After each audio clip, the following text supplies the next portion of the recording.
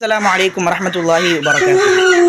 Tooth பேஸ்டையும் tooth பவுடரையும் வைத்து ஒரு நோன்பாளி பல் துலக்குவதனால் அவருடைய நோன்பு முடியுமா?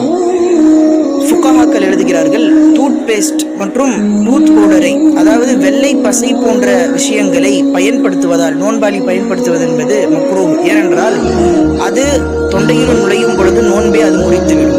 மாறாக அதற்கு பகரமாக மிஸ்வாக் செய்வதனால் நன்மையும் உண்டு. எனவே அதை செய்ய வலியுறுத்துகிறார்கள். பெண்களுக்கு மட்டும் அவர்கள் அனுமதிக்கிறார்கள்.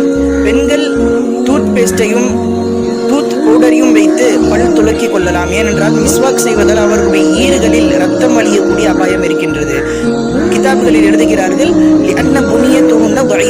அவர்களுடைய அந்த பற்களினுடைய அமைப்பு மிகவும் பலகீனமானது. எனவே அவர்களுக்கு முஸ்தஹப் டூத் பேஸ்டை பயன்படுத்துவது, பிரஷ் செய்வது, அதை வைத்து பல் துலக்குவது என்பது முஸ்தஹப் என்றும் எழுதுகிறார்கள். வல்லோன் அல்லாஹ் இந்த சட்டங்களை அறிந்து இதன்படி அமல் செய்ய தௌஃபீக் செய்வானாக. ஆமீன்.